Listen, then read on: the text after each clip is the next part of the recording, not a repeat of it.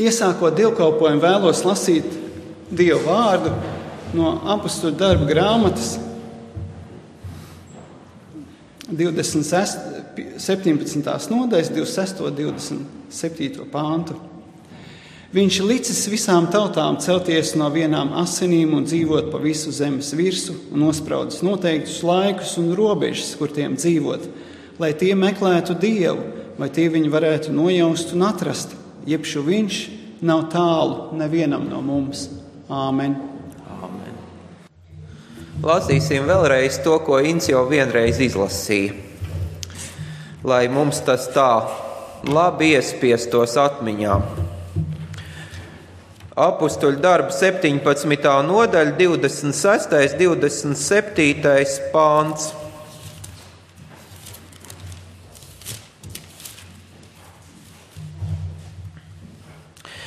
Viņš licis visām tautām celties no vienām asinīm un dzīvot pa visu zemes virsu, un nospraudis noteiktus laikus un robežas, kur tiem dzīvot, lai tie meklētu Dievu, vai tie viņu varētu nojaust un atrast, jebšu viņš nav tālu nevienam no mums.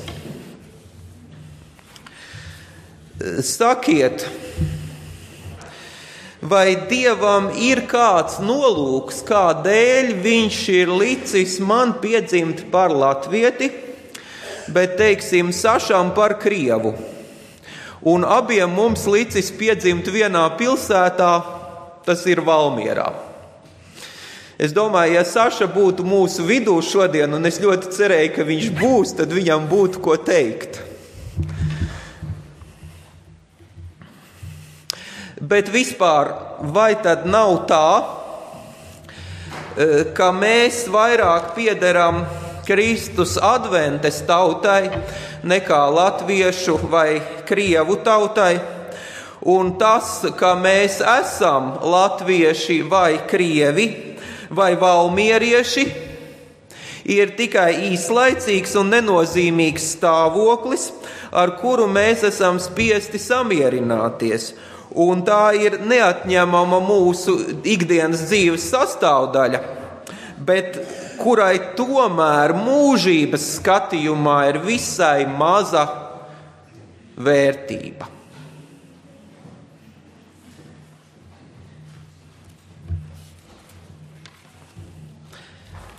Izlasīsim vēl vienu rakstu vietu. Soģu grāmatā 2. nodaļa 7. līdz 10. pāns. Un jūs jautāsiet, kāds tam sakars ar pirmo rakstvietu. Šķiet, ka nekāds. Soģu 2. nodaļa. Es ņemšu no šitās bībeles.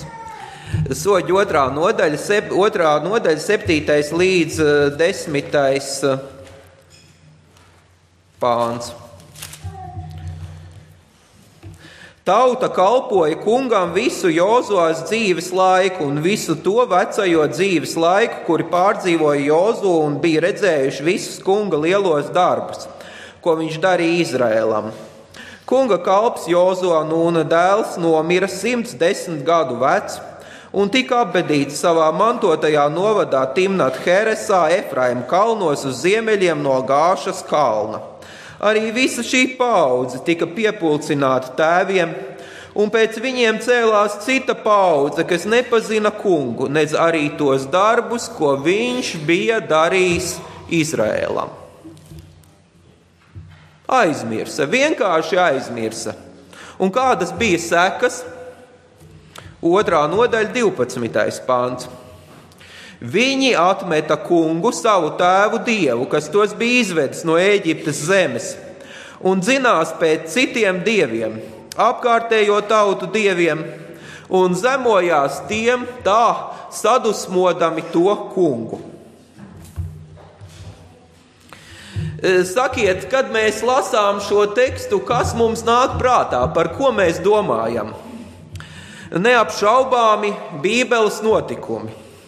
Iziešana no Ēģiptes, ieiešana apsolītajā zemē, Mūzus un Jozua. un ebreji nedrīkstēja šos viņu tautas dzīvē tik nozīmīgos notikumus aizmirst. Bet viņi aizmirsa. Viņi nestāstīja saviem bērniem, un nākošai paaudzei pienākot, viss jau bija dziļā aizmirstībā. Viņi ko aizmirsa? Viņi aizmirsa savas saknes. Viņi aizmirsa savu identitāti. Kas mums vēl nāk prātā, kad mēs lasām šo rakstu vietu? 1844. gads. Adventas kustības dzimšana Amerikā. Adventistu draudzes celmlauži. Džeims un Elēna Vaiti, Hīrāms Edsons, Džozefs Beits un tā tālāk. Mēs nedrīkstam aizmirst, ko Dievs ir darījis caur viņiem. Mēs nedrīkstam aizmirst savas saknes, vai arī mēs nonāksim turpat, kur soģu laikā Izraels. Taču, vai mūsu saknes ir tikai Amerikā, vai mūsu saknes ir tikai adventismā, vai mūsu saknes nav arī latvietībā, vai mūsu saknes nav arī Vidzemē un Valmierā? Vai uzsverot savu piederību adventas tautai, mēs dažkārt varbūt pat neapzināti nenonicinām savu latvieša vai krieva vai valmierieša identitāti. Vai tāpēc, ka es esmu adventists, es esmu mazāk valmierietis nekā citi valmierieši? Vai varbūt gluži otrādi, mums kā kristiešiem ir pamats lepoties ar to, ka mēs esam valmierieši? Jo viņš mūs te ir nolicis dzīvot. Mēs lasījām, ka viņš ir nolicis laikus un robežas, kur dzīvot katram. Un ar noteiktu nolūku. Un varbūt mēs varam lepoties ar to, ka mēs dzīvojam Valmierā un ka viņam ar mums ir noteikts nolūks. Un ka viņam jau izsenis ir bijis noteikts nolūks ar šo pilsētu. Vai jūs zināt, ka savulaik Valmieras apkārtnē ir notikusi viena no lielākajām kristīgajām atmodām Eiropas vēsturē? Nepārspīlējot lielākajām, kaut gan par to daudz nerunā. Vismaz man tas bija pārsteigums, ka tolaik šajā apkārtnē ir tikuši slēgti krogi un cietumi, un kāpēc? Vienkārši klientu trūkuma dēļ. Un ka šīs atmodas centrs ir atradies pavisam netālu, tepat cauri Vecpuišu parkam uz to pusi, kur dzīvo Valda. Taču palūkosimies visu pēc kārtas. Vispirms par to, kas tolaik notika Latvijā. 1701. līdz 1721. gads notika Latvijā Ziemeļu karš. Un jau 1703. gadā Krievijas karavadonis Šeremetjevs caram Pēterim I rakstīja: Man tev jāziņo, ka visvarenais Dievs un vissvētā Dieva māte tavu vēlēšanos piepilda. Ienaidnieka zemē vairs nav ko postīt. No Pleskavas līdz Tērbatai un no Rīgas līdz Valkai viss ir iznīcināts, visas pilis sagrautas. Kāda cita kronika, Kelha kronika par šo laiku vēsta. Daudzus simtus mazu bērnu kā zosulēnus sakrāva ratos un aizveda uz Tatāriju. Tas notika šeit, Vidzemē. Bet ar karu vēl nebija gana. 1709. gadā Vidzemē izcēlās bats, kam sekoja mēris, kas iznīcināja 3/5 no atlikušajiem iedzīvotājiem. Un, lai piebeigtu pārējos, vācu muižnieki drīz aptvēra, ka degvīns nes lielākus ienākumus nekā graudu pārdošana.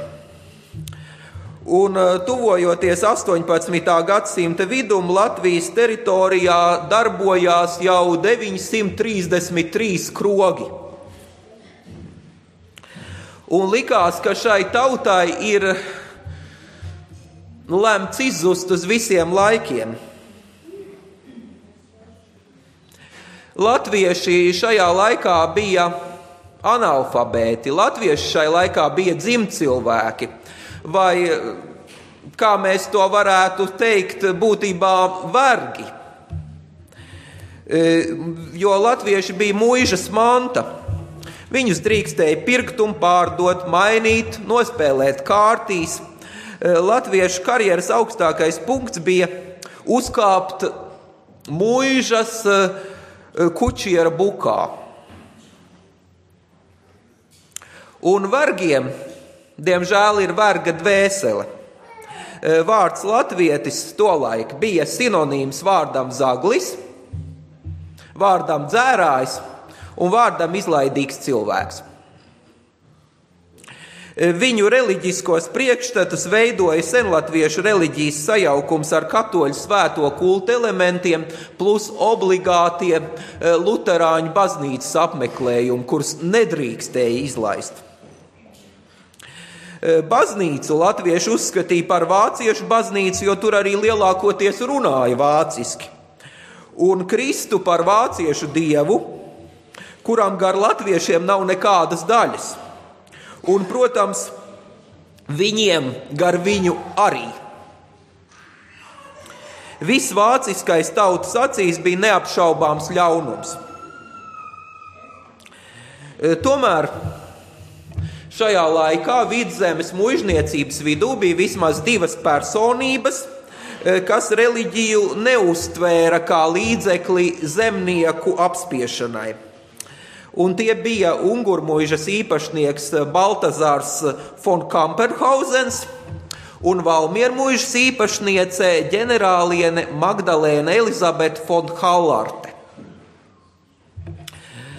Hallartes aicināti 1729. gada rudenī Rīgā ieradās Herdhūtes brāļu draudzes sūtņi.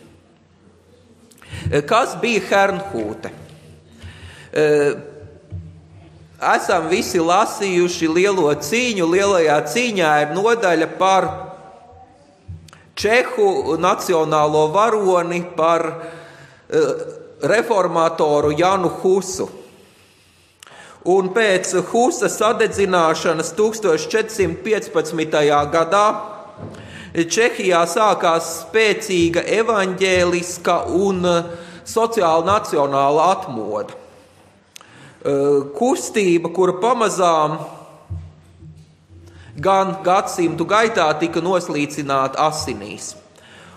Un pagāja vairāki gadsimti, un tad 1722. gadā neliela grupiņa brāļu un māsu no katoliskās Morāvijas un Bohēmijas, kuri bija saglabājuši šo te Husa ticību. Viņi devās meklēt ticības brīvību pāri kalniem uz kaimiņos esošo vācu zemi Saksiju. Un slepeni pārējot kalnus, 32 gadus vecā čehu namdara Kristiāna Dāvida vadībā, grupa nonāca grāfa Ludviga Nikolaja von Cincendorfa īpašumos, kurš atļāva bēgļiem celt apmetni līdzās Hudberga kalnam. Un Kristiāns Dāvids apmetni nosauca par Hernhut, kas vāciski nozīmē kunga pasargājums. Un ar to iesākās Hernhūtes brāļu draudzes vēsture. Pašam grāfam Cincendorfam, šīs zemes īpašniekam, tolaik bija tikai 22 gadi, un pēc 5 gadiem viņš pats kļuva par šīs jaunās draudzes vadītāju. Un īsā laikā Hernhūtē sanāca vairāki simti vajātu kristiešu no dažādām konfesijām. Ievērojiet, no dažādām. Viņiem tur bija arī domstarpības, bija kaut kādas nesaprašanās, taču hernhūtieši bija mazāk ieinteresēti teoloģijas zinātnes jautājumos, bet vairāk praktiskā Kristus norādījuma īstenošanā un praktiskā tuvāk mīlestībā. Un lūk, tad šis Kristiāns Dāvids, hernhūtiešu draudzes dibinātājs, 1729. gadā ieradās Rīgā. Un kopā ar viņu vēl 2 amatnieki. Viņš pats arī, atcerieties, bija namdaris. 1730. gada sākumā šie brāļi nonāca Valmiermuižā. Un lai ar kādu nolūku, lai kā paši izteicās, izlūkotu kādu uzdevumu, Dievs viņiem te ir sagatavojis. Ģenerāliene Halarte jau kopš 20. gadu vidus, tātad kopš 1720. gadu vidus, ir pazīstama ar grāfu Cincendorfu un viņa sievu, un pamatojoties uz viņas aicinājumiem un izlūku ziņojumiem, 1736. gadā Baltiju ar triumfāliem panākumiem apmeklēja arī pats grāfs Cincendorfs. Un viņš Vidzemes luterāņu ģenerāla superintendanta Fišera aicināts.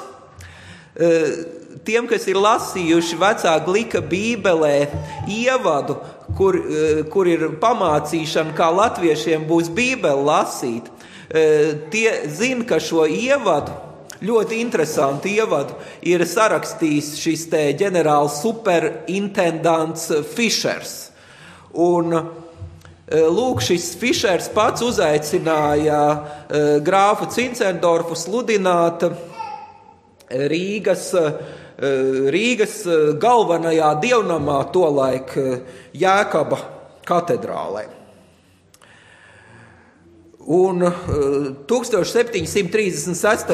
gadā Cincendorfam klātesot apspriedē pie ģenerālienes Halartas Valmiermuižā tika izstrādāts plāns hernhūtiešu tālākai darbībai, lai ar evaņģēliju vēsti aizsniegtu latviešu zemnieku dvēseles.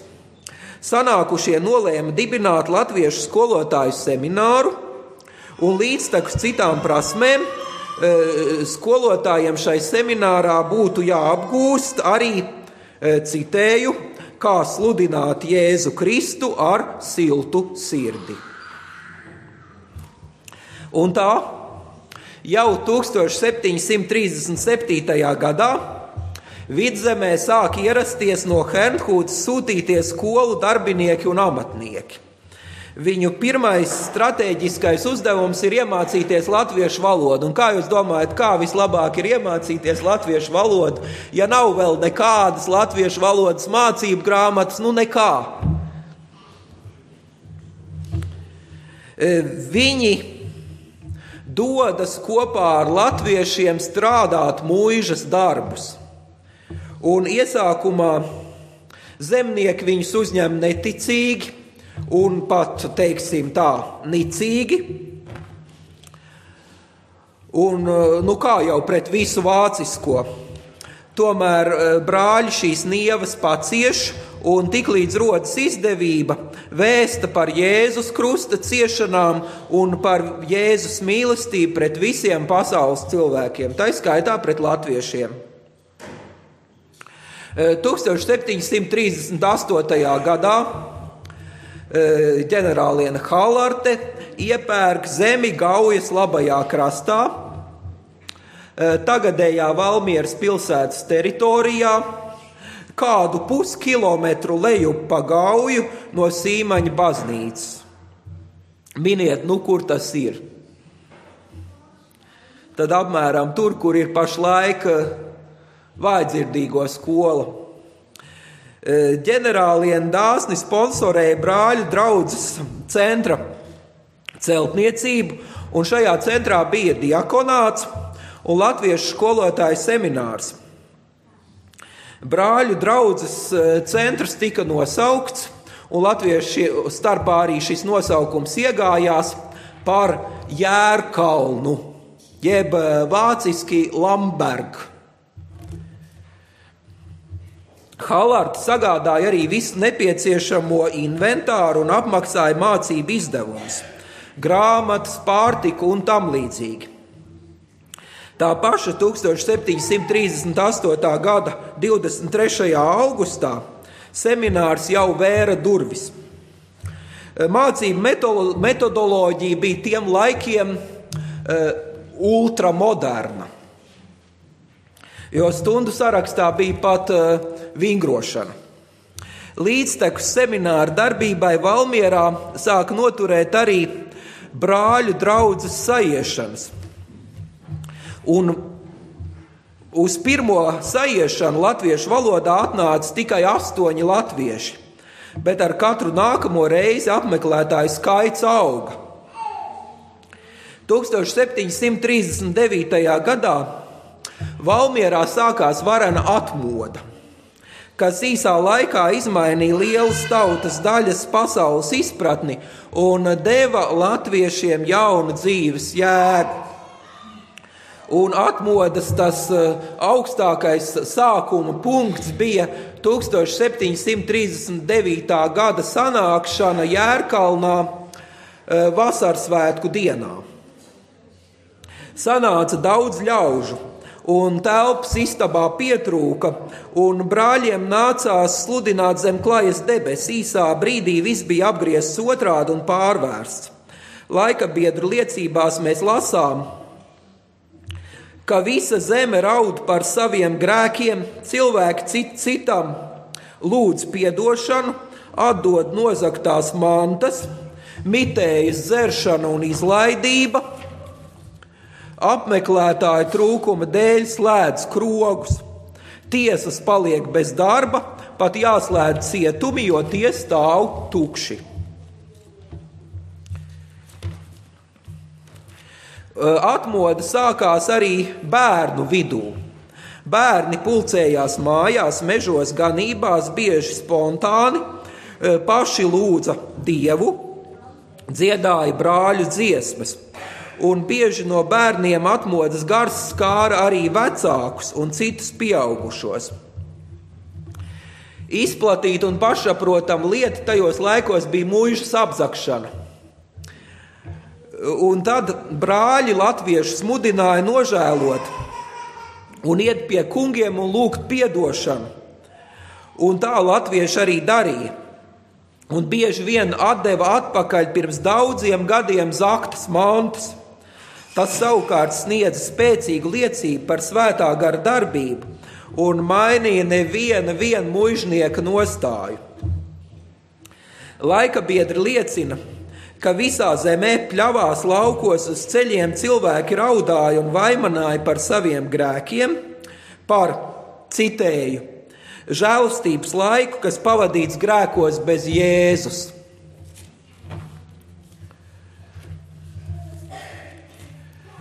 No Valmieras atmodas vilnis strauji aptvēra arī kaimiņu. Smiltenes, Raunas, Trikātes, Cēsus, Traupes, Burtnieku, Āraišu draudzes. No šiem novadiem ļaudis svētvakaros devās ceļā, lai svētdienā būtu Jērkalnā. Viņi gāja pulciņos dziedādami un bieži vien vairākus 10 kilometru cauri nakti. Tā 2 naktis negulējuši, viņi pirmdienās atkal ķērās pie smagā muižas darba. Turklāt tik mundri, ka nekādu nogurumu pēdu nevarēja redzēt, un tas raisīja neizpratni un abrīnu gan muižniekos, gan arī citos zemniekos.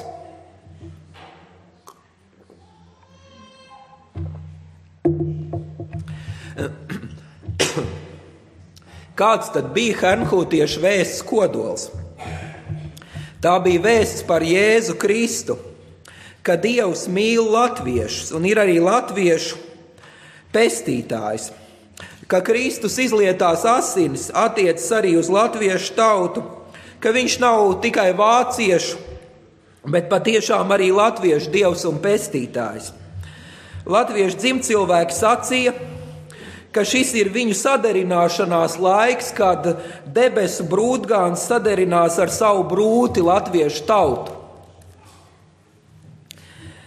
Ar draudzi, ar Dieva bērniem latviešu tautā.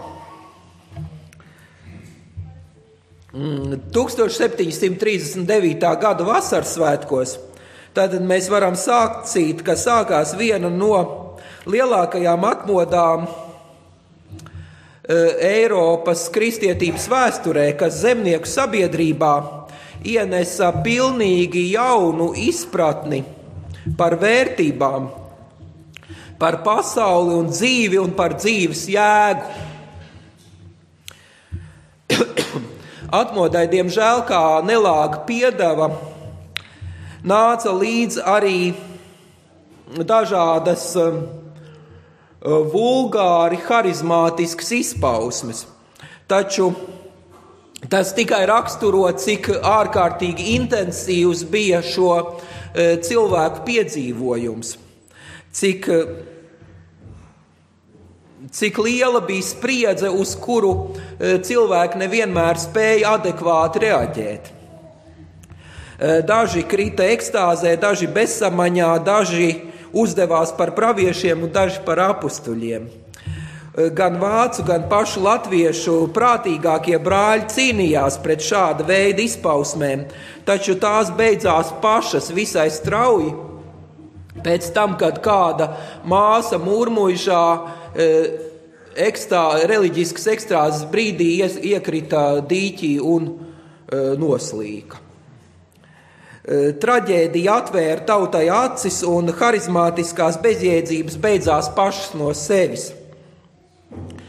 Apmēram pusgadu pēc atmodas sākuma tā saukto modināto skaits jau bija 4 līdz 5 tūkstoši. Atcerieties, sākumā bija 8 cilvēki, kas atnāca uz pirmo sanāksmi.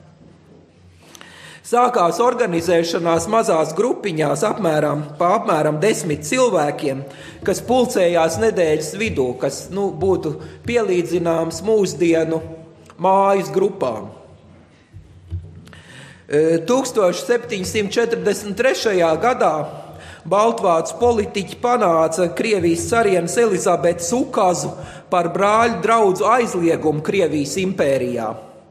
Taču draudzes pielāgojās darbībai nelegālos apstākļos. Latvieši masveidā sāka mācīties lasīt, lai spētu mājās saprast svētos rakstus un arī dziesmu grāmatas. Un 18. gadsimta beigās hernhūtiešu darbības rezultātā Vidzemes latvieši bija visizglītotākie zemnieki Eiropā. Latvieši un arī kaimiņos esošie igauņi. Atsevišķos novados lasīt un rakstīt pratēju skaits pārsniedz 90%. Hernhūtiešu sarakstītie dzīves stāsti, jeb kā viņi sauca diāriji, ir pirmie latviešu nacionālās literatūras darbi. Un latvieši šajā laikā sāk iegūt arī savu vēsturisko pašapziņu un varbūt pat nacionālās izredzētības apziņu. Un būtībā caur brāļu draudzi, caur brāļu draudzes darbību latvieši izveidojās par nāciju. Garīgā izpratnē brāļu draudzes latviešiem bija tas pats, kas ebrejiem iziešana no Ēģiptes verdzības, Mūzes vadībā. Un tā kā nav taisnība tiem, kas apgalvo, ka latvietība un kristietība ir divas pretējas lietas, nosaukšu tikai dažas ar brāļu draudzes kustību saistītas izpausmes, par kurām latvieši var teikt pirmais.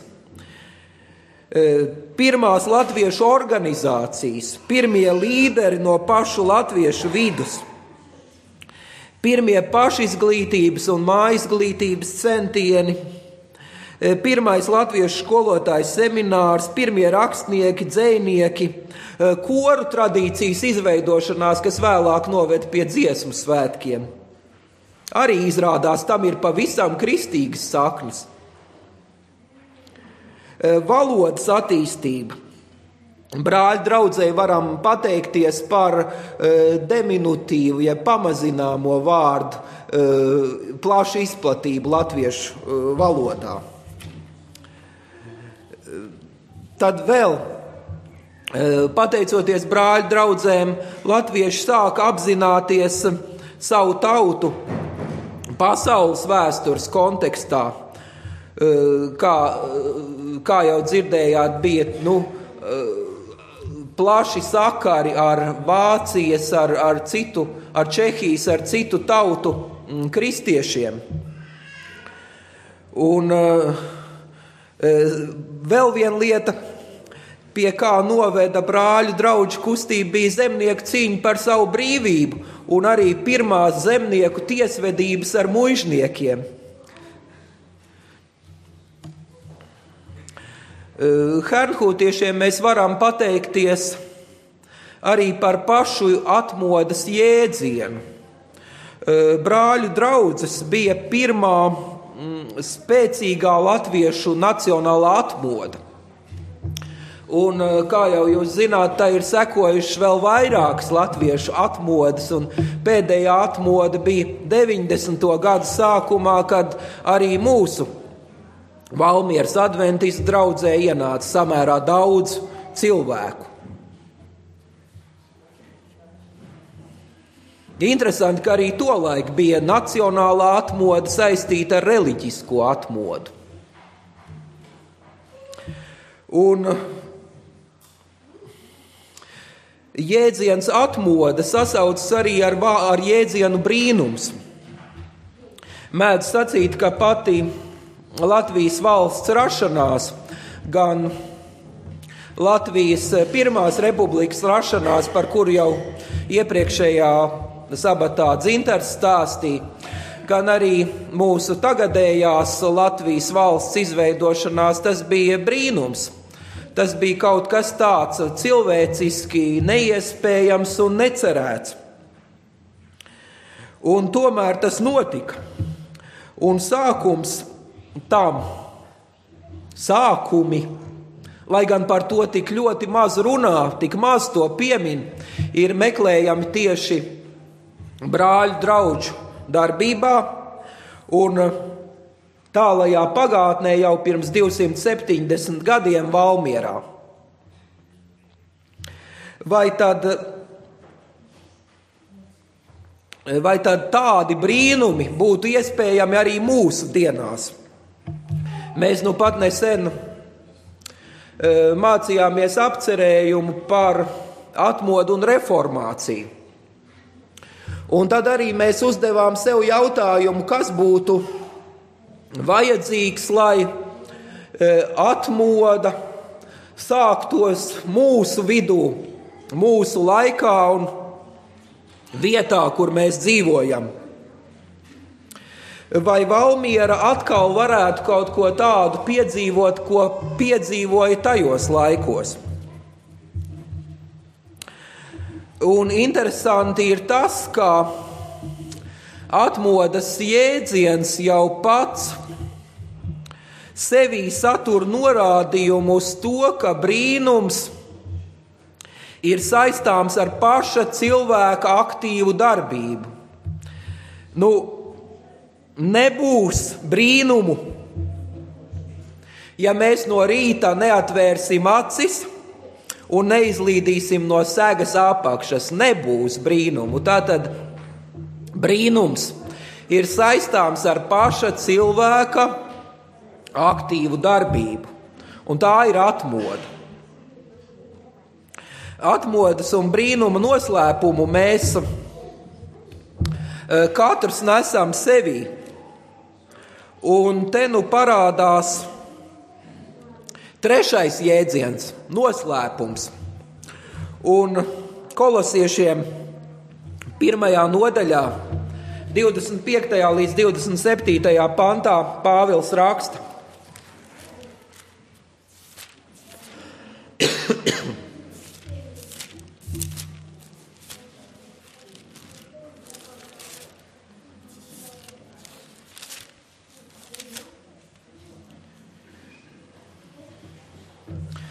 Par viņa baznīcas kalpotāju es esmu kļuvis pēc Dieva uzdevuma, kas man ir uzticēts jūsu dēļ, lai jūsos piepildītos Dieva vārds. Noslēpums, kas no laikiem paudžu paudzēs bijis apslēpts, bet tagad tapis atklāts viņa svētajiem, ticīgajiem. Dievs ir gribējis, lai tie dara zināmu pagāniem, cik liela ir šī noslēpuma godības bagātība. Šis noslēpums ir Kristus jūsos, dievišķās godības cerība. Redziet, tā bija Dieva griba, lai hernkūtiešu brāļi savā laikā darītu zināmu pagāniem, latviešu zemniekiem, cilvēkiem, ko muižnieki neuzskatīja vairāk kā par muižas mantu, ko var nospēlēt kārtīs, lai darītu viņiem zināmu Kristus noslēpumu. Cik liela ir šī noslēpuma godības bagātība. Un to viņi arī darīja. Viņi gāja un viņi strādāja tajos pašos smagajos muižas darbos kopā ar latviešiem, kuri pret viņiem nicīgi izturējās. Un viņi stāstīja viņiem par Jēzu Kristu. Un viņiem mēs varam pateikties, ka mēs esam uzzinājuši par Kristus godības bagātību un ka Kristus ir mūs arī